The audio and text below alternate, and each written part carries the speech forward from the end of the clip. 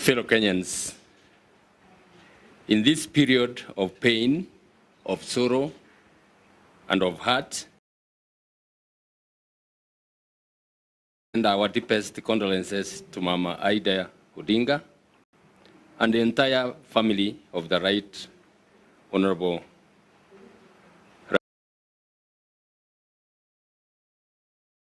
people on the demise of our icon, a Pan-Africanist and a fighter for social justice.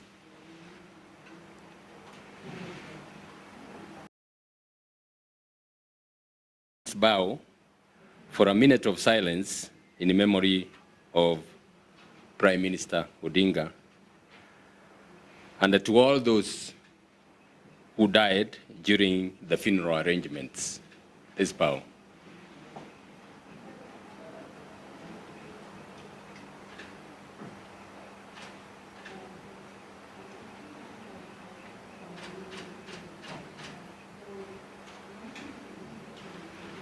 Thank you.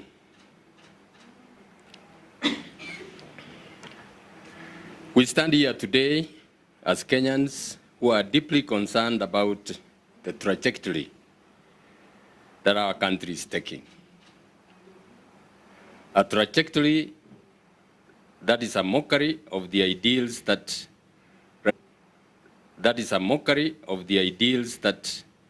Right Honorable Raila Odinga fought for.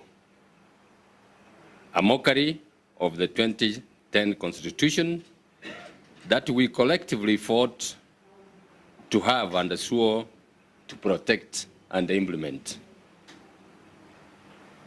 Fellow Kenyans, at exactly the same time that the nation was grappling with the news of the demise of Right Honorable Odinga, President Ruto was in State House signing into law not one, but 8 bills, some of which are quite draconian. What a shame that the president can be doing that when the rest of the country is mourning.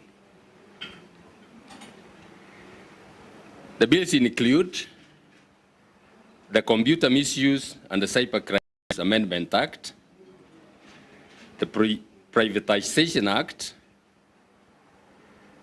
the Land Amendment Act, the National Land Commission Amendment Act, the Wildlife Conservation and Management Amendment Act, the National Police Service Amendment Act,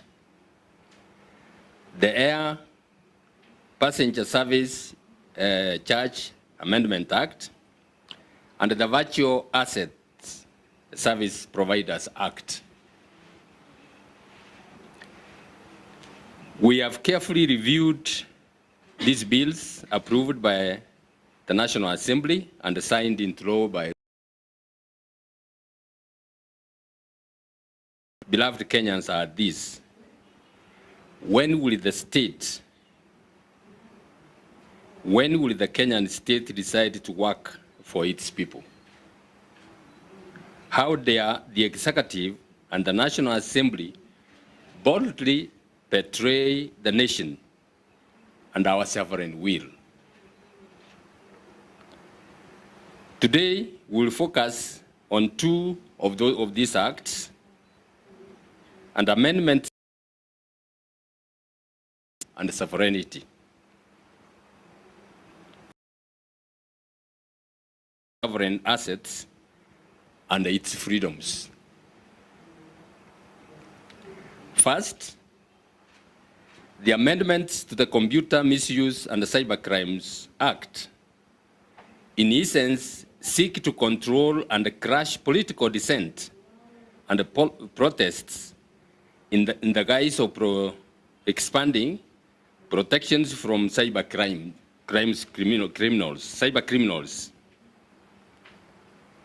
It is not lost to us that in June 2024, when Kenyan youth rose up against the finance bill, President Ruto labeled them criminals and terrorists. The addition of Section 6JA to the Computer Misuse and the Cybercrimes Act gives the National Computer Cybercrimes Coordination Committee unconstitutional powers to issue directives to render a website or an app inaccessible for promoting, amongst other things, illegal activities.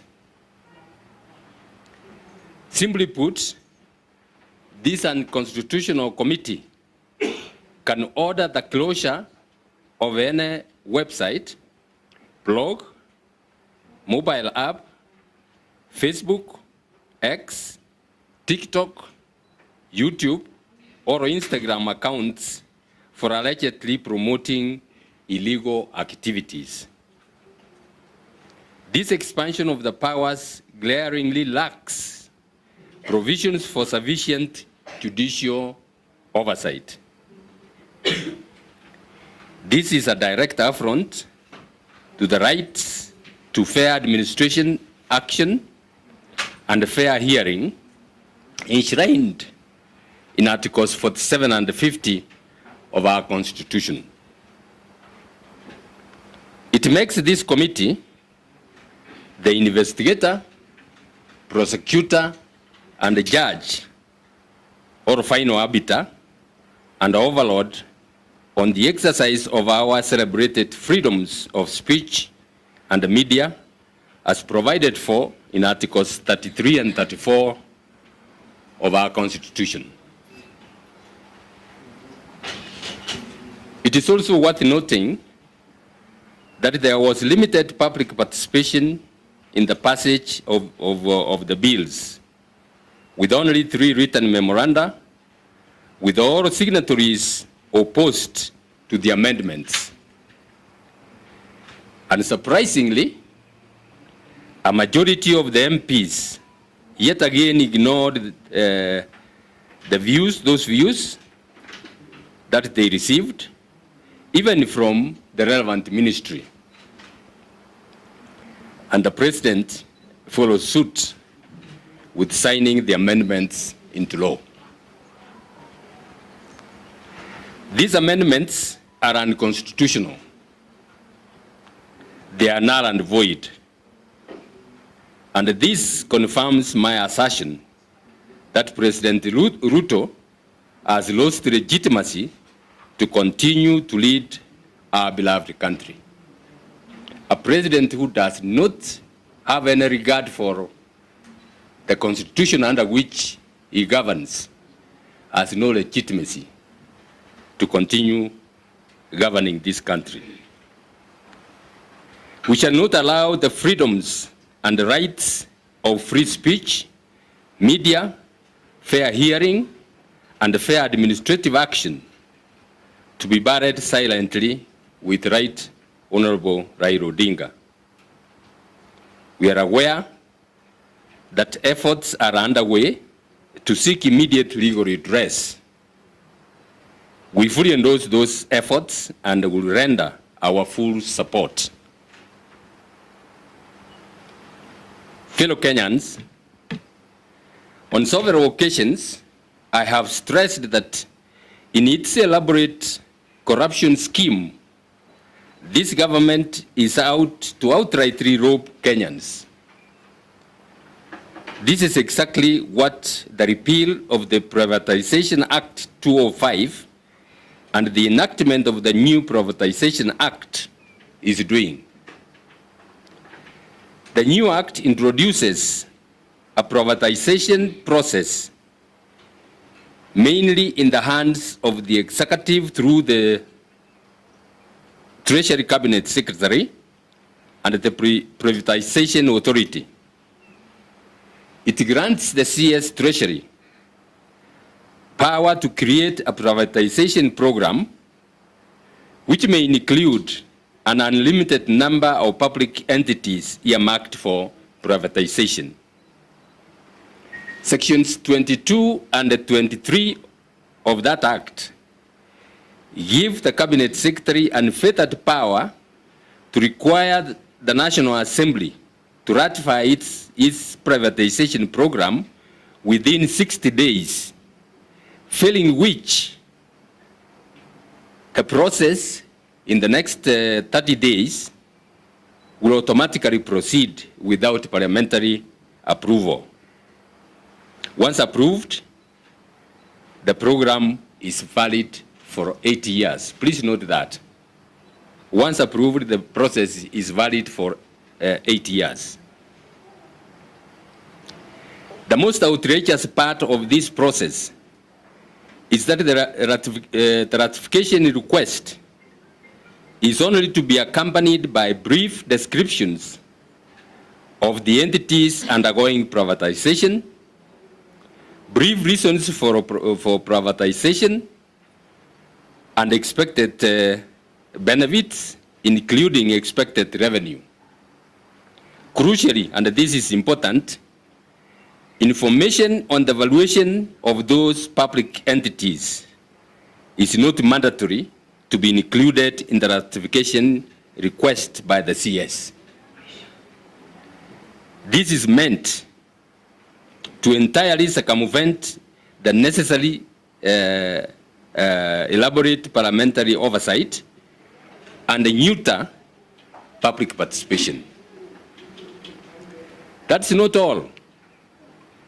The Act has no provisions built in to ensure parliamentary oversight regarding implementation of a ratified privatization program conducted by the executive. In fact, the Act even exempts publication of the names of the buyers if the privatization is by an initial public offering, IPO. Simply put, if they sell to themselves or their proxies, the Kenyan people will not get to know. Simply put, if they sell even strategic assets to foreigners and put them beyond the country's control, the Kenyan people will not get to know. In a nutshell, the new Privatization Act grants the CS authority to auction national assets. The CS Treasury and the Privatization Authority, as we all know, are handmaids of President Ruto. In essence, therefore, the new Privatization Act grants Ruto powers to do what he pleases with national assets, including even strategic assets. What is also clear is that Ruto's government intends to privatize any public entities it wants unchecked until 2032. In its characteristic, inexplicable, and bottomless greed, Ruto's government plans to exit when it has fully auctioned this country's treasured public entities without meaningful parliamentary oversight and public participation. The Kenya Kwanza regime is currently borrowing over 5 billion Kenya shillings per week. As if that is not enough, it wants in the next 5 years to be on an unchallenged spree of quick fire sale of public property to the crony capitalists and the proxies of those in power. Kenyans must overwhelmingly come out and say no to this egregious grabbing of public resources. The world is scrambling for Africa's minerals, ports, and lands. Why make our nation vulnerable? Who do you serve? Young Kenyans have already died protesting these injustices. You speak of moving Kenya from third world to first world, yet you destroy its very foundations of sovereignty. Prosperity will not come by selling our strategic assets, but by empowering citizens to work freely and participate in nation building. A state that cannibalizes its institutions, betrays its people, and our prosperity is not a state that should continue to have control over the Kenyans. Laws must protect, not endanger, Kenyans' future. We stand here today to defend the meaning of our nation, to guard the inheritance of those who fought for our freedom, and to protect the birthright of those yet to be born. We remind the state that sovereignty belongs to the people of Kenya, as clearly stated in Article 1 of our Constitution. The power lies with us Kenyans, the sovereign people of Kenya, not to Parliament, not to the executive, not to foreign investors. We must all stand up and defend our sovereignty. Thank you very much.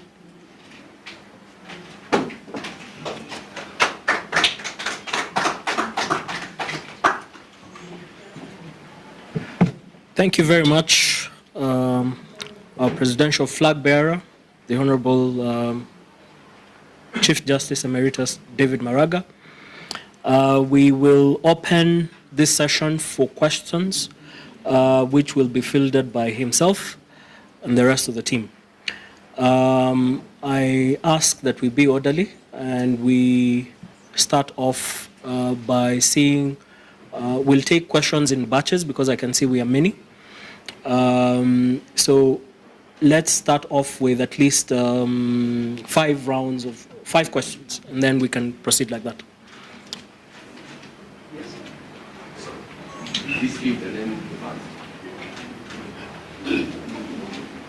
Kindly say your name, and the media that you're representing. Thank you. My name is Geoffrey Muso, of this time newspaper. My question is, you say you are aware that there are teams which are moving to challenge these pieces of legislation. I wanted to know, are these teams connected to you or to your party or to your team? And if not, are you going to be part of the legal team challenging these pieces of legislation you are assenting to last week? Thank you.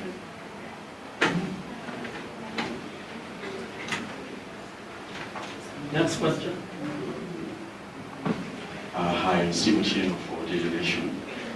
Even just speaking of the privatization bill now an act, the government has already earmarked 11 loss-making state parastatals for sale. What are your thoughts on this, and do you judge anything going by the speed of how this thing is moving?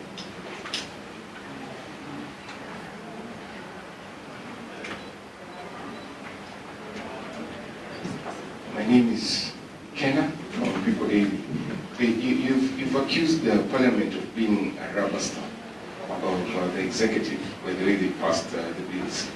And yet, in the coming elections, your party is not fielding any of the candidates. I don't know how you intend to stop Parliament rubber stamp again. What? My party is not fielding. In most of the by-elections, how do you stop Parliament from being a rubber stamp if you're not fielding sober-minded candidates? Former Chief Justice, my name is Melita Olutengis from Citizen TV. My question is, in line with the institutions that have been set up for sale. What is the alternative then, from where you sit, if you are supposed to retain these institutions and go against the government's proposal of actually privatizing?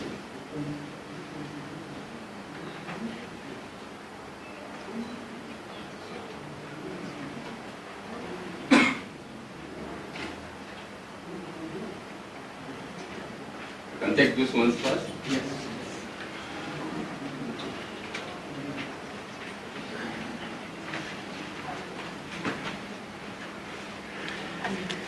Thank you, Mr. Musoku. You are asking whether I am part of the teams that are going to court and what we are going to do about that. I said there are already people who are going to court. These are people who have similar views like us, who are opposed to this privatization process and the cybercrimes amendments. Mr. Otieno, you have said that there are already 11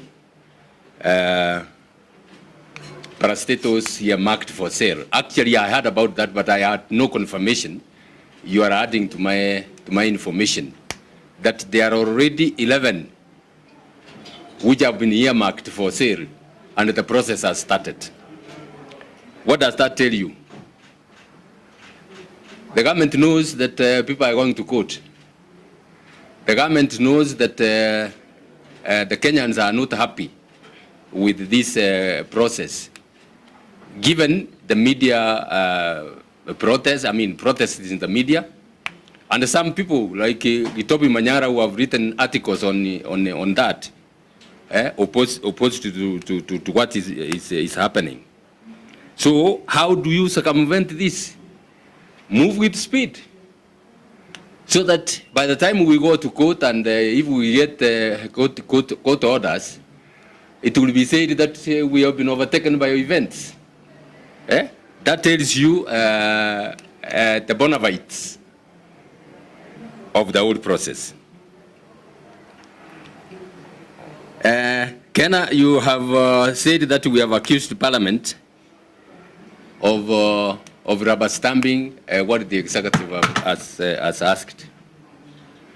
I don't know whether the term accusation is the right one. It's a fact. I have not come up with anything that they have not done. It's a fact. They have done it without regard to the views of the Kenyans. And you are asking that we have not filled. We have filled it with the aspirant for Ugunja constituency. If you watched the media, I was there and I launched this campaign. From the day after tomorrow, you will see me in other parts of the country campaigning for those who are in the by-elections. So we know what we are doing. We know what we are doing, Mr. Kenna. Well, the thing is, what do we propose to do with the sales? As I've said, the government is moving with speed to sell these assets and come up with the argument that any legal orders will have been overtaken by events. But I'm sure those who are buying are listening to this also. We will seek orders in those court petitions to declare whatever process that has been done illegally null and void.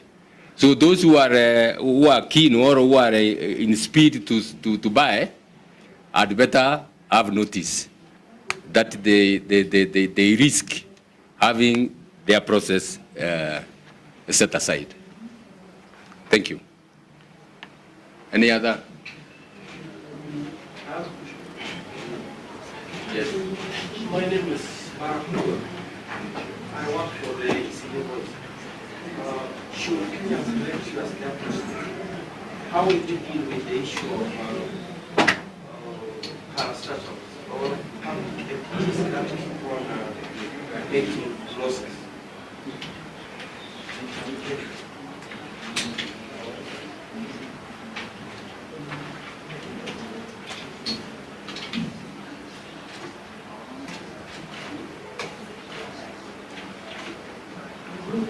Any other? I think that's all we can. There's one more there. Okay, this is Lionel Bimbo from Trans Valley, Kenya. Sorry? Lionel Bimbo from Trans Valley, Kenya. Yeah. My inquiry was that as you go against the government's will to pass some bills, do you have alternatives maybe, for instance, the idea of social media engagement and cybercrime? Because we realize currently there is a lot of maybe misuse of social media and such. What are the alternatives to that?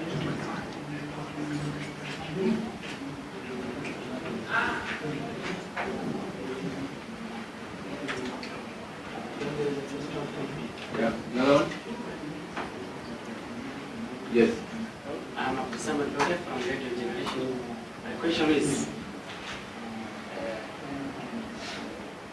you said that since the government, if they fail, what is your cost? The next course of action you will take if the government fails to review this loss. Are you in a position to challenge it in court? Or will you wait the judiciary to take action? What's the next course?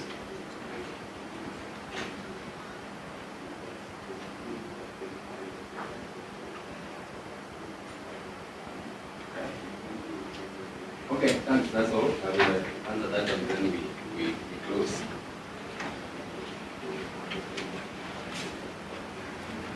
I can start with the last question. I have already answered it. If the government proceeds, in spite of the protestations that are being aired, if the government proceeds with that, in the court petitions, there are going to be prayers to declare what the government will have done under these illegal provisions, null and void. So that is a recourse, and I'm sure we can get orders stopping that. Although you are asking a very pertinent question, what I will do when I become president with the parastatals that are making losses. Simple. Those who will be put there will be told, look, you are vital to make them profitable, or you get out. Those parastatals are meant to generate income for the government, for the people of Kenya. Assets that are there are meant to generate income. In fact, besides being self-sufficient, they are supposed to earn government a lot of revenue. And if they are not doing that, those are the ones which are which should be sold. But what are we seeing? Kenya Pipeline is not one of the loss-making parastatals, but it is up for sale. So what we are saying is, this is not a mechanism to get rid of those parastatals that are not making any profits for the government. It is a moral band meant to sell even strategic assets. And we know quite a number of strategic assets. With these fellow Kenyans, what will stop the Kenya Kwanza regime from, for example, selling the Kenya Ports Authority? There was a time, there was a proposal to sell a department of the Kenya Ports Authority. What is it called? This one which handles the incoming freight.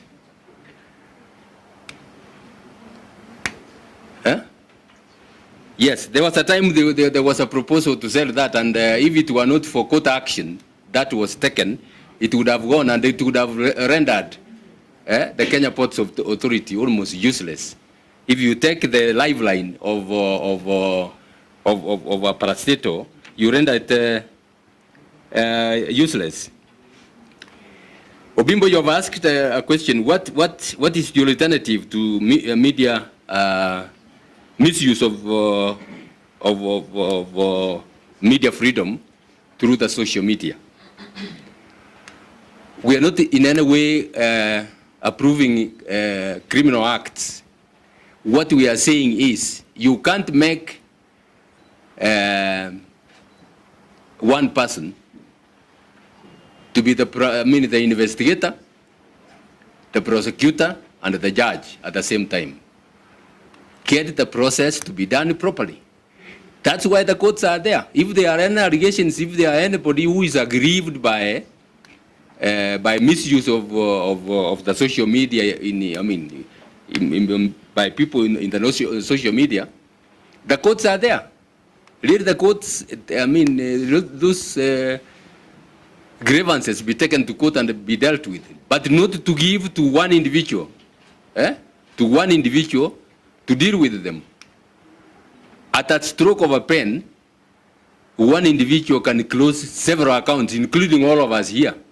And by the time you go to court and have them reinstated, the damage will have already been done. I think that's all. Unless there's anything, all I want to say, fellow Kenyans, wananchi wa Kenya, yale mambo ambao serikali ya Ruto inataka kufanya ni mambo ambao afuatani na katiba yetu. Wanataka kufunga midomo yetu tusije tukazungumuze yale ambao tunaona yanaendelea. Wanataka kuuza mali ya Wakenya kiolela, na mwishowe muangalie vizuri, hayo mali hayatauzwa kwa watu wa mbali, ni wao watajiuzia wao wenyewe na wala ambao ni wasaidizi wao.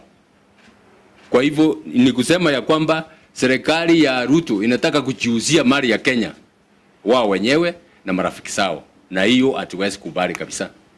Hatuwezi kubali kabisa. Asanteni sana kwa nafasi hii. Thank you very much.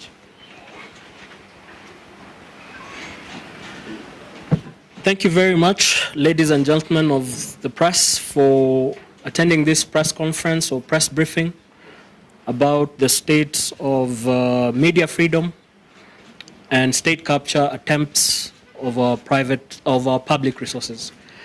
We'll be continuing to work with you in the media to spread this message. Thank you. Thank you. Thank you very much.